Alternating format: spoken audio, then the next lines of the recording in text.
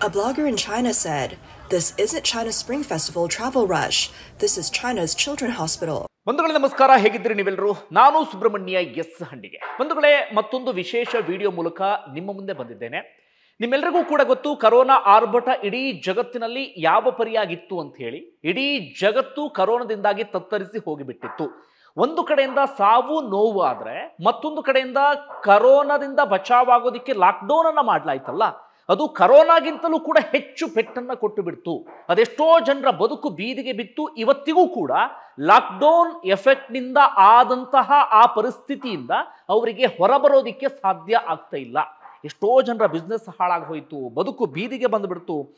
ಅದನ್ನು ಹೇಳ್ತಾ ಹೋಗ್ಬಿಟ್ರೆ ನಮಗೆ ದಿನಗಟ್ಟಲೆ ಬೇಕಾಗ್ಬಿಡುತ್ತೆ. ಅಷ್ಟರ ಮಟ್ಟಿಗೆ ಜನ ಈ ಕರೋನಾ ಮತ್ತೆ ಲಾಕ್ಡೌನ್ನಿಂದಾಗಿ ಬದುಕನ್ನ ಕಳ್ಕೊಳ್ಳುವಂಥ ಪರಿಸ್ಥಿತಿ ಎದುರಾಗ್ಬಿಡ್ತು. ಅದಾದ ಬಳಿಕ ನಿಮ್ಮೆಲ್ಲರಿಗೂ ಕೂಡ ಗೊತ್ತಿರುವ ಹಾಗೆ ವ್ಯಾಕ್ಸಿನ್ ಬಂತು. ನಿಧಾನಕ್ಕೆ ಕರೋನಾವು ಕೂಡ ಕಡಿಮೆ ಆಗೋದಿಕ್ಕೆ ಶುರುವಾಯಿತು. ಅಂತಿಮವಾಗಿ ಜಗತ್ತು ನಾರ್ಮಲ್ ಸ್ಥಿತಿಗೆ ಬಂದು ಬಿಡ್ತು. ಕರೋನಾ ಆಪರಿಯಾಗಿ ಅಬ್ಬರಿಸೋದಕ್ಕೆ ಪ್ರಮುಖವಾದಂಥ ಕಾರಣ ಅಂದರೆ ನಿಮ್ಮೆಲ್ಲರಿಗೂ ಕೂಡ ಗೊತ್ತಿರುವ ಹಾಗೆ ಚೀನಾ. ಏನೇನು ಚೀನಾ ತಪ್ಪು? ಒಂದು, ಚೀನಾದಿಂದಲೇ ಆ ಕರೋನಾ ವೈರಸ್ ಹುಟ್ಟಿಕೊಳ್ತು ಅನ್ನೋದು ಇಡೀ ಜಗತ್ತಿಗೆ ಗೊತ್ತಿದೆ. ಚೀನಾದಿಂದ ಇಡೀ ಜಗತ್ತಿಗೆ ಸ್ಪ್ರೆಡ್ ಆಯಿತು ಅಂತ. ಅದಕ್ಕಿಂತಲೂ ಕೂಡ ಚೀನಾ ಮಾಡಿದಂಥ ಎಡವಟ್ಟೇನಪ್ಪಾ ಅಂದ್ರೆ, ಕರೋನಾ ಬಗ್ಗೆ ಆರಂಭದಲ್ಲಿ ಯಾವುದೇ ಅಫಿಷಿಯಲ್ ಮಾಹಿತಿಯನ್ನ ಜಗತ್ತಿಗೆ ನೀಡಲೇ ಇಲ್ಲ. ಕರೋನಾ ಎಷ್ಟು ಡೇಂಜರ್ ಎನ್ನುವಂಥ ಸಂಗತಿ ಹೊರ ಜಗತ್ತಿಗೆ ತಿಳಿಯದ ರೀತಿಯಲ್ಲಿ ನೋಡಿಕೊಳ್ತು. ಕರೋನಾದಿಂದಾಗಿ ಚೀನಾದಲ್ಲಿ ಎಂತಹ ಪರಿಸ್ಥಿತಿ ನಿರ್ಮಾಣ ಆಗಿದೆ ಆ ವಿಚಾರವನ್ನು ಕೂಡ ಅಟ್ಲೀಸ್ಟ್ WHO ಆಗಲಿ ಅಥವಾ ಬೇರೆ ರೀತಿಯಲ್ಲಾಗಲಿ ಅದನ್ನ ಹೊರಗಡೆ ತಿಳಿಯದ ರೀತಿಯಲ್ಲಿ ಚೀನಾ ಗೌಪ್ಯವಾಗಿಯೇ ಇಟ್ಟುಕೊಳ್ಳುವಂತ ಕೆಲಸವನ್ನ ಮಾಡ್ತು. ಆರಂಭದಲ್ಲಿ ಬೇರೆ ದೇಶಗಳಿಗೆ ಮುಂಜಾಗ್ರತಾ ಕ್ರಮ ತೆಗೆದುಕೊಳ್ಳೋದಿಕ್ಕೂ ಕೂಡ ಚೀನಾ ಅವಕಾಶವನ್ನ ಮಾಡಿಕೊಡ್ಲಿಲ್ಲ. ಅದರ ಪರಿಣಾಮವಾಗಿ ಚೀನಾದಿಂದ ಇಡೀ ಜಗತ್ತು ಸಫರ್ ಆಗುವಂತ ಪರಿಸ್ಥಿತಿ ಎದುರಾಗ್ಬಿಡ್ತು. ಇವತ್ತಿಗೂ ಗೊತ್ತಿಲ್ಲ ಬಿಡಿ, ಅದೇನ್ ಲ್ಯಾಬಿಂದ ಸೋರಿಕೆ ಆಯ್ತಾ ಅಥವಾ ಈ ಮಾರುಕಟ್ಟೆ ಇದೆಯಲ್ಲ, ಹಸಿ ಮಾಂಸ ಅಂದ್ರೆ ಜೀವಂತ ಪ್ರಾಣಿಗಳನ್ನ ಮಾರುವಂತ ಮಾರುಕಟ್ಟೆ ಇದೆಯಲ್ಲ, ಅಲ್ಲಿಂದ ಸ್ಪ್ರೆಡ್ ಆಯ್ತಾ? ಅದಕ್ಕೆ ಸಂಬಂಧಪಟ್ಟ ಹಾಗೆ ಈ ಕ್ಷಣಕ್ಕೂ ಕೂಡ ಸರಿಯಾದಂತ ಉತ್ತರ ಯಾರ ಬಳಿಯೂ ಕೂಡ ಇಲ್ಲ. ಈಗಿನ ನಮ್ಮ ಲೈಫ್ ಸ್ಟೈಲ್ನಿಂದ ಅನಾರೋಗ್ಯ ಸಮಸ್ಯೆ ಸರ್ವೇ ಸಾಮಾನ್ಯ ಆಗಿಬಿಟ್ಟಿದೆ. ತಲೆ ಕೂದಲು ಉದುರೋದು, ಮಂಡಿ ನೋವು, ಹೊಟ್ಟೆ ನೋವು, ಗ್ಯಾಸ್ಟ್ರಿಕ್, ತಲೆನೋವು, ಸೊಂಟ ನೋವು, ಸಕ್ಕರೆ ಕಾಯಿಲೆ, ಅನಾವಶ್ಯಕ ಬೊಜ್ಜು, ವಿಪರೀತ ಹೊಟ್ಟೆ ಬರೋದು ಎಲ್ಲವೂ ಸರ್ವೇ ಸಾಮಾನ್ಯ ಆಗಿದೆ. ಈ ರೀತಿಯಾಗಿ ಏನಾದರೂ ಸಮಸ್ಯೆ ಇದ್ರೆ ನೀವು ತಕ್ಷಣ ಆಯುರ್ವೇದ ಆಸ್ಪತ್ರೆಗೆ ಭೇಟಿ ನೀಡಬಹುದು. ನೋಡಿ, ಇಲ್ಲಿನ ವಿಶೇಷತೆ ಏನಪ್ಪಾ ಅಂದ್ರೆ, ನಿಮ್ಮ ಅನಾರೋಗ್ಯ ಸಮಸ್ಯೆ ಏನು ಅಂತ ಪತ್ತೆ ಹಚ್ಚಿ ಅದಕ್ಕೆ ಸೂಕ್ತವಾದಂಥ ಮೆಡಿಸನ್ನ ಅಲ್ಲೇ ತಯಾರು ಮಾಡಿ ನಿಮಗೆ ಕೊಡ್ತಾರೆ. ಅಡ್ರೆಸ್, ಕಾಂಟ್ಯಾಕ್ಟ್ ನಂಬರ್ ಈ ಕೆಳಗಿದೆ. ಇದು ಈ ಹಿಂದಿನ ಹಳೆಯ ವಿಚಾರ. ಈಗ ಮತ್ತೊಮ್ಮೆ ಆತಂಕ ಏನಪ್ಪಾ ಅಂದ್ರೆ, ಚೀನಾದಲ್ಲಿ ಹೆಚ್ಚು ಕಡಿಮೆ ಕರೋನಾ ರೀತಿಯಾದಂಥ ಒಂದಷ್ಟು ದೃಶ್ಯಗಳು ಕಂಡು ಬರ್ತಾ ಇದ್ದಾವೆ. ಚೀನಾದ ಆಸ್ಪತ್ರೆಗಳು ತುಂಬಿ ತುಳುಕ್ತಾ ಇದ್ದಾವೆ. ಅದೆಷ್ಟೋ ಆಸ್ಪತ್ರೆಯಲ್ಲಿ ಟ್ರೀಟ್ಮೆಂಟ್ ಅನ್ನು ಕೊಡೋದಿಕ್ಕೆ ಸಾಧ್ಯ ಆಗ್ತಾ ಇಲ್ಲ. ಸಾಕಷ್ಟು ಆಸ್ಪತ್ರೆಗಳಲ್ಲಿ ಟ್ರೀಟ್ಮೆಂಟ್ ಅನ್ನು ಕೊಡೋದಿಕ್ಕೆ ಬೆಡ್ ಸಾಕಾಗ್ತಾ ಇಲ್ಲ. ಇಂತಹ ಪರಿಸ್ಥಿತಿ ಇದೀಗ ಚೀನಾದಲ್ಲಿ ಸೃಷ್ಟಿಯಾಗಿದೆ. ಅದಕ್ಕೆ ಸಂಬಂಧಪಟ್ಟಂತ ಒಂದಷ್ಟು ದೃಶ್ಯ ವೈರಲ್ ಆಗ್ತಾ ಇದೆ. ಅಂತಾರಾಷ್ಟ್ರೀಯ ಮಾಧ್ಯಮಗಳಲ್ಲಿ ಸುದ್ದಿ ಪ್ರಸಾರ ಆಗ್ತಾ ಇದೆ. ಈಗಲೂ ಕೂಡ ಚೀನಾ ಹಳೆಯ ತಪ್ಪನ್ನೇ ಮತ್ತೊಮ್ಮೆ ಮಾಡ್ತಾ ಇದೆ. ಈಗಿನ ಹೊಸ ವೈರಸ್ಗೆ ಸಂಬಂಧಪಟ್ಟ ಹಾಗೆ ಯಾವುದೇ ಅಫಿಷಿಯಲ್ ಮಾಹಿತಿಯನ್ನು ನೀಡ್ತಾ ಇಲ್ಲ. WHO ಆಗಲಿ ಅಥವಾ ಹೊರ ಜಗತ್ತಿಗೆ ಆ ವಿಚಾರವನ್ನ ತಿಳಿಸ್ತಾ ಇಲ್ಲ. ಎಷ್ಟು ಜನರಿಗೆ ಆ ವೈರಸ್ ಎಫೆಕ್ಟ್ ಆಗಿದೆ ಅನ್ನೋದನ್ನ ಅಫಿಷಿಯಲ್ ಆಗಿ ಹೇಳ್ತಾ ಇಲ್ಲ. ಎಷ್ಟು ಸಾವಾಗಿದೆ ಅನ್ನೋದನ್ನು ಕೂಡ ಹೇಳ್ತಾ ಇಲ್ಲ. ಅವರ ದೇಶದಲ್ಲಿ ಯಾವ ರೀತಿಯಾದಂಥ ಪರಿಸ್ಥಿತಿ ಇದೆ ಅದನ್ನು ಕೂಡ ಹೊರ ಜಗತ್ತಿಗೆ ತಿಳಿಯೋದಿಕ್ಕೆ ಅವಕಾಶವನ್ನ ಮಾಡಿಕೊಡ್ತಾ ಇಲ್ಲ. ಆದರೆ ಕರೋನಾದಿಂದ ಬೇರೆ ದೇಶಗಳು ಈಗಾಗಲೇ ಪಾಠವನ್ನ ಕಲಿತಿದ್ದಾವೆ. ಹೀಗಾಗಿ ಚೀನಾ ಪರಿಸ್ಥಿತಿಗೆ ಸಂಬಂಧಪಟ್ಟ ಹಾಗೆ ಪ್ರತಿ ದೇಶಗಳು ಕೂಡ ಕ್ಲೋಸ್ ಆಗಿ ಚೀನಾವನ್ನ ವಾಚ್ ಮಾಡ್ತಾ ಇದ್ದಾವೆ. ಚೀನಾದಲ್ಲಿ ಏನಾಗ್ತಿದೆ ಅಂತ ಹೇಳಿ. ಅದರಲ್ಲೂ ಕೂಡ ವಿಶೇಷವಾಗಿ ಏಷ್ಯನ್ ಕಂಟ್ರೀಸ್, ಜಪಾನ್, ನಮ್ಮ ದೇಶ ಸೇರಿದಂತೆ ಒಂದಷ್ಟು ದೇಶಗಳು ಈ ವಿಚಾರದಲ್ಲಿ ಸ್ವಲ್ಪ ಮಟ್ಟಿಗೆ ಎಚ್ಚರಿಕೆಯಿಂದಲೇ ಇದ್ದಾವೆ. ಸ್ವಲ್ಪ ಹುಷಾರಾಗಿರಬೇಕು ಎನ್ನುವ ಕಾರಣಕ್ಕಾಗಿ ಚೀನಾವನ್ನ ಇದೀಗ ನೋಡಲಾಗ್ತಾ ಇದೆ. ಸದ್ಯಕ್ಕೆ ಸಿಕ್ಕಿರುವಂತಹ ಮಾಹಿತಿಯ ಪ್ರಕಾರ, ಇದು ಅಫಿಷಿಯಲ್ ಅಲ್ಲ, ಆದರೆ ಸಿಕ್ಕಿರುವ ಮಾಹಿತಿಯ ಪ್ರಕಾರ ಅಂತಾರಾಷ್ಟ್ರೀಯ ಮಾಧ್ಯಮಗಳು ಸುದ್ದಿ ಪ್ರಸಾರ ಆಗ್ತಾ ಇದೆ. 7,000 ಮಂದಿಗೆ ಈ ವೈರಸ್ ತಗುಲಿದೆಯಂತೆ. ಮತ್ತೊಂದಷ್ಟು ಜನರಿಗೆ ಈಗಾಗಲೇ ಆತಂಕ ಶುರುವಾಗಿ ಆಸ್ಪತ್ರೆಗೆ ಓಡೋಡ್ ಬರ್ತಿದ್ದಾರಂತೆ. ಕೆಮ್ಮು ಶೀತ ಬಂದವರು ಕೂಡ ಆಸ್ಪತ್ರೆಗೆ ಓಡೋಡ್ ಬರ್ತಾ ಇದ್ದಾರೆ. 150 ಡೆತ್ ಆಗಿದೆ ಅಂತ ಹೇಳಲಾಗ್ತಾ ಇದೆ ಅಷ್ಟೇ, ಅಫಿಷಿಯಲ್ ಮಾಹಿತಿ ಅಲ್ಲ. ಮತ್ತೊಮ್ಮೆ ಹೇಳ್ತೀನಿ, ಹೇಳಲಾಗ್ತಾ ಇದೆ ಅಷ್ಟೇ. 7,000 ಮಂದಿಗೆ ವೈರಸ್, ಅದರಲ್ಲಿ 150 ಡೆತ್ ಅಂದ್ರೆ ಡೆತ್ ರೇಟ್ ವಿಪರೀತ ಅಂತ ಅನ್ಸ್ಕೊಂಡ್ ಬಿಡುತ್ತೆ. ಹೀಗಾಗಿ ಸ್ವಲ್ಪ ಮಟ್ಟಿಗೆ ಆತಂಕ ಎಲ್ಲರಲ್ಲೂ ಕೂಡ ಜಾಸ್ತಿ ಆಗಿದೆ. ಹಾಗಾದ್ರೆ ಆ ವೈರಸ್ ಏನು, ಸದ್ಯದ ಪರಿಸ್ಥಿತಿ ಚೀನಾದಲ್ಲಿ ಹೇಗಿದೆ, ಆ ವೈರಸ್ನ ಗುಣಲಕ್ಷಣ ಏನು, ಒಂದಷ್ಟು ಡೀಟೇಲ್ಸ್ ಅನ್ನ ನಿಮ್ಮ ಮುಂದೆ ಇಡ್ತಾ ಹೋಗ್ತೀನಿ. ಮತ್ತೊಮ್ಮೆ ಹೇಳ್ತೀನಿ, ನಿಮ್ಮನ್ನ ಹೆದರಿಸುವಂತ ಉದ್ದೇಶ, ಬೆದರಿಸುವಂತ ಉದ್ದೇಶದಿಂದ ಈ ಮಾಹಿತಿಯನ್ನ ನಿಮಗೆ ನೀಡ್ತಾ ಇಲ್ಲ. ಸ್ವಲ್ಪ ಮಟ್ಟಿಗೆ ಈಗಿನಿಂದಲೇ ಒಂದು ಎಚ್ಚರಿಕೆ ಶುರುವಾಗ್ಲಿ, ಈಗಲೇ ಒಂದು ಸ್ವಲ್ಪ ಜಾಗೃತವಾಗ್ಲಿ ಎನ್ನುವ ಕಾರಣಕ್ಕಾಗಿ ಹೇಳ್ತಾ ಇದ್ದೀನಿ. ಯಾಕಂದ್ರೆ ಕರೋನಾ ಸಂದರ್ಭದಲ್ಲಿ ನಾವೆಲ್ಲರೂ ಕೂಡ ಮಾಡ್ಕೊಂಡಂತೆ ಎಡವಟ್ಟದೆ, ಹಾಗಾಗಲ್ವಂತೆ, ಹೀಗಾಗಲ್ವಂತೆ, ಅದು ಸುಳ್ಳಂತೆ, ಇದು ಸುಳ್ಳಂತೆ ಅಂತ ಹೇಳಿ ನಮ್ಮ ಮನೆಯ ಬುಡಕ್ಕೆ ಬಂದಾಗ ಕರೋನಾದ ಆ ಡೇಂಜರ್ ಯಾವ ರೀತಿಯಾಗಿದೆ ಅನ್ನೋದು ನಮ್ಮೆಲ್ಲರಿಗೂ ಕೂಡ ಬಹಳ ಚೆನ್ನಾಗಿ ಅರ್ಥ ಆಗಿತ್ತು. ಹೀಗಾಗಿ ಈ ಹೊಸ ವೈರಸ್ ಕುರಿತಾಗಿ ಸ್ವಲ್ಪ ಮಟ್ಟಿಗೆ ಎಚ್ಚರಿಕೆಯಿಂದ ಇರಲೇಬೇಕಾಗುತ್ತೆ. ಏನೇನು ಮಾಹಿತಿ ಸಿಗ್ತಾ ಇದೆ ಗಮನಿಸ್ತಾ ಹೋಗೋಣ.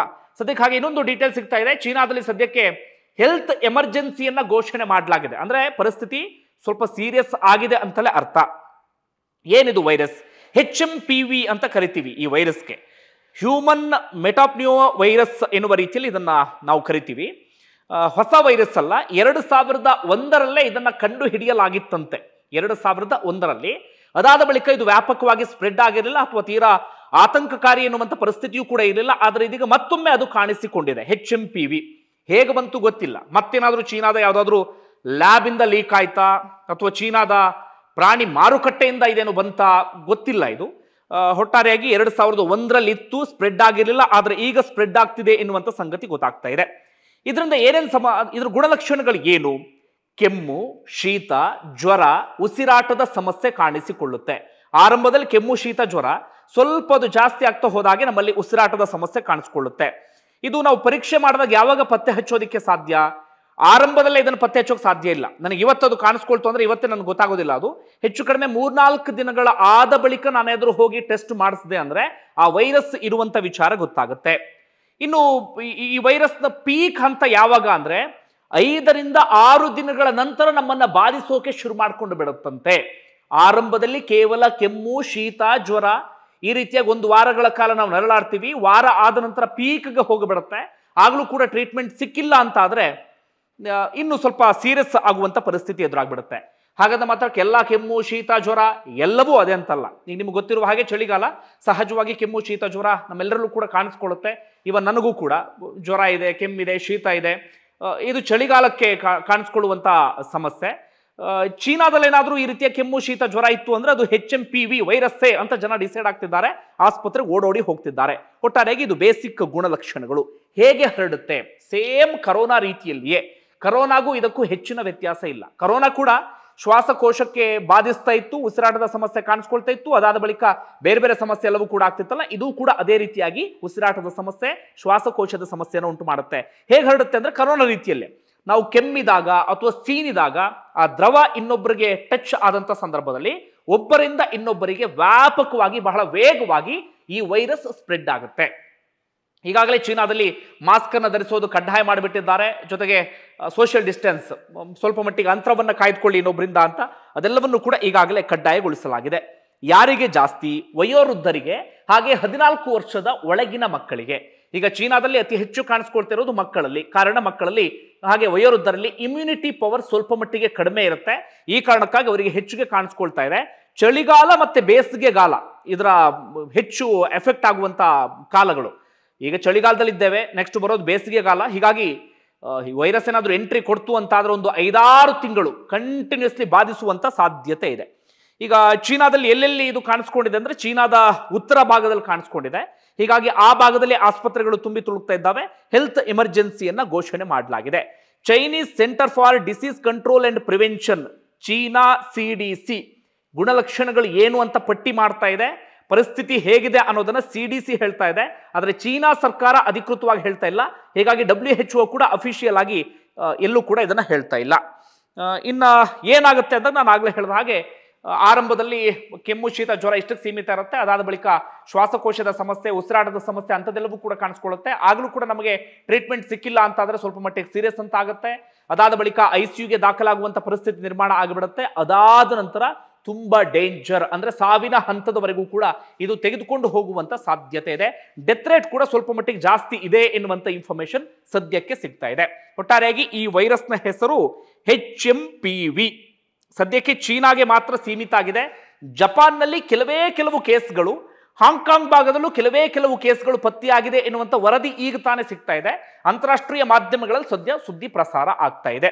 ಈಗ ಮತ್ತೊಮ್ಮೆ ಚೀನಾ ಅದೇ ರೀತಿಯಾದಂಥ ಎಡವಟ್ಟನ್ನ ಮಾಡ್ಕೊಳ್ತಿರುವ ರೀತಿಯಲ್ಲಿ ಕಾಣಿಸ್ತಾ ಇದೆ. ತನ್ನ ದೇಶದಲ್ಲಿ ಏನಾಗ್ತಾ ಇದೆ, ಯಾವ ಪರಿಸ್ಥಿತಿ ಇದೆ, ಹೊರ ಜಗತ್ತಿಗೆ ಇದನ್ನು ತಿಳಿಸ್ಬೇಕಾ ಬೇಡವಾ, ಈ ಯಾವುದ್ರ ಬಗ್ಗೆಯೂ ಕೂಡ ಯೋಚನೆ ಮಾಡ್ತಾ ಇಲ್ಲ. ಈಗಲೂ ಕೂಡ ಚೀನಾ ಕೇವಲ ತನ್ನ ದೇಶದ ಬಗ್ಗೆ, ತನ್ನ ಮರ್ಯಾದೆ ಉಳಿಸ್ಕೊಳ್ಳುವ ಬಗ್ಗೆ, ತನ್ನ ಸ್ವಾರ್ಥದ ಬಗ್ಗೆ ಇಷ್ಟು ಮಾತ್ರ ಯೋಚನೆ ಮಾಡ್ತಾ ಇದೆ. ನನ್ನ ಪ್ರಕಾರ ಜಗತ್ತಿನಲ್ಲಿ ಅತಿ ಸ್ವಾರ್ಥದ ದೇಶ ಅಂದರೆ ಚೀನಾ ಅಂದ್ರೂ ಕೂಡ ತಪ್ಪಾಗ್ಲಿಕ್ಕಿಲ್ಲ.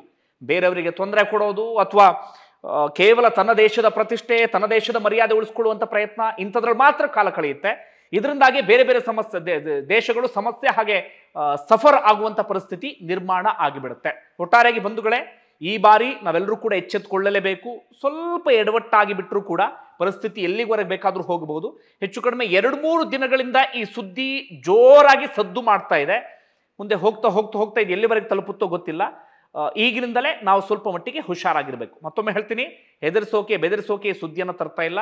ಕೇವಲ ನಿಮ್ಮನ್ನ ಎಚ್ಚರಿಸುವಂಥ ಉದ್ದೇಶದಿಂದ ಈ ಸುದ್ದಿಯನ್ನು ನಿಮ್ಮ ಮುಂದೆ ಇಟ್ಟಿದ್ದೇನೆ. ಧನ್ಯವಾದ ವಿಡಿಯೋ ನೋಡಿದ್ದಕ್ಕಾಗಿ.